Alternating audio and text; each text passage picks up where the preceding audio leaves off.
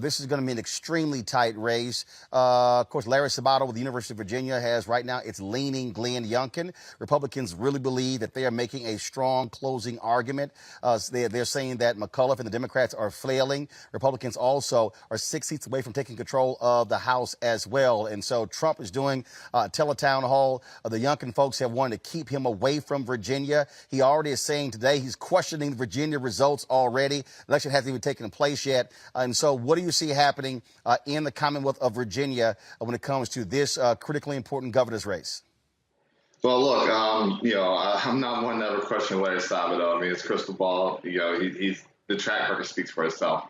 But with that being said, you have a decade of Virginia trending blue, going mega blue when it comes to presidential elections, but also the last two governors being, Northam and McAuliffe. I think Youngkin's run a pretty good campaign. His message discipline came out early and kept it very biographical on himself rather than getting into the weeds and minutia of red meat policy. Then post, it's kind of interesting because he avoided the red meat pre-primary and then turned it up post-primary. But I think that when you come down and you want to do things like ban the book Beloved, and you're making critical race theory your closing argument, I think that speaks volumes. I mean, those are dog whistles that just can't be ignored, right? But by the same token, Team McAuliffe and down ballot, you got to make sure you're making the investments and turning out, voters across the state. Northern Virginia Panhandle, the Chesapeake, Virginia Beach area, the Richmond and Richmond suburbs. But also black rural voters, and those red counties. At this point, you're down to the wire. Every vote counts. Every vote does count for Raji, and the bottom line is this here is turnout, turnout, turnout. A lot of people have voted early. They say that favors Democrats, but the question is what happens on tomorrow?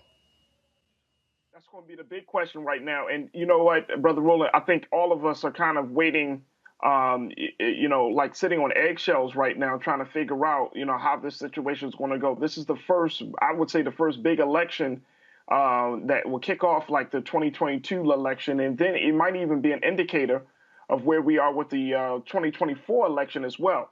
So, I mean, I think this is going to be huge. I was surprised and blown away by the fact that Terry McAuliffe had a decent lead.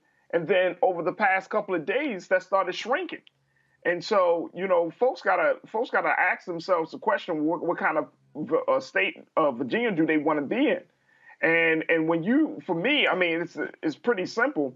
If a candidate is endorsed by Donald Trump, I think you should run away from that candidate. It's just that simple.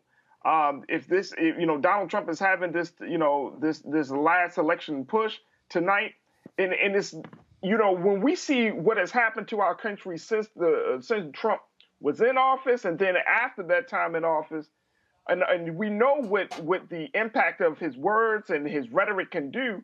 You gotta say enough is enough, and I think that at this point, Virginians got a big question a big responsibility come tomorrow to make sure that this country is going into a different direction, especially Black folks in Virginia. You got to get out to vote, but most importantly, you got to get out to serve and start doing more in the community. But Tammy, we are already seeing, though, there are a lot of individuals who in this state, we've seen some stories, folks who say they voted for President Joe Biden. They plan on voting for Glenn Youngkin. That's one of the things that people, that when you look at a lot of these states where a lot of these voters can go back and forth, especially white voters as well. And so it really hinges on turnout, turnout, turnout. And again, Democrats are looking at this particular race here as a sense of, to give them a sense of what could happen in 2022 with the midterm elections. They could be in for shellacking if they don't put together an agenda that says, hey, you've been doing what we sent you to do there, but also you got to be able to tell people, hey, we delivered, and then keep reelecting us to keep delivering. They have to do that as well. I agree with you, Roland, and thank you again for having me. And one of my favorite words is ownership, and I think that Terry needs to own some of the criticism that he has been facing in order to close that gap. Stacey Abrams a couple of days ago had a TV appearance, and shout out to her, I have her book behind me, where she stated that this election has brought out about 800,000 Virginians. This is way more than the individuals that came out to vote 4 years ago. But Douglas Wilder, who was the first Black governor in Virginia, he has made some very relevant statements as it pertains to Terry and his attacks on his opponent and, the blackface from the previous governor, and the fact that he's now running with running mates who are those same individuals that were caught up in that blackface scandal, and his lack of contributions to HBCUs when he had the opportunity to do so. I think he needs to speak on that, given the fact that he only really has a couple of hours left if he wants to edge out his opponent and beat the Republican candidate in this election in Virginia. But he also should hone in and focus on what it is that he has done positively when he was the governor of Virginia. He did make some very influential moves during his status as a governor prior to. He stated in the clip that we saw that he restored voting rights. When we dig in a little deeper, what he is talking about is what I am an expert in: clemency. He granted more clemency than any other governor in Virginia's history. And as you know, individuals that have convictions, once they have a conviction, they are unable to legally possess a firearm. They're not able to sit on a jury. They're not able to vote in certain jurisdictions. They're not able to hold public office. So it's very important that he understands strategically which areas he needs to own that may not seem pretty, and which ones he needs to highlight and really break down how it is helping the African-American community or just underrepresented groups in general, not only African-Americans, because I consider any individual with a conviction to be part of an underrepresented group. So for them to have their rights restored, even if it was just on a state level with a state conviction, because that's what he's referring to, not a presidential pardon, which is different, that is something that he needs to really spell out and explain it. Well, bottom line is this here. It's a little late to explain stuff. Now it's about turnout. The election is tomorrow. People go to the polls early in the morning. They close at 7. And so it's about getting people out. And so that's what we're going to see right there. Folks, back to our Roland Martin Unfiltered video in just one moment. Oh, that spin class was brutal. Well, you can try using the Buick's massaging seat. Ooh, yeah, that's nice. Can I use Apple CarPlay to put some music on? Sure, it's wireless. Pick something we all like. Okay, hold on. What's your Buick's Wi-Fi password? Buick Envision 2021. Oh, you should pick something stronger. That's really predictable. That's a really tight spot. Don't worry, I used to hate parallel parking. Me too. Hey.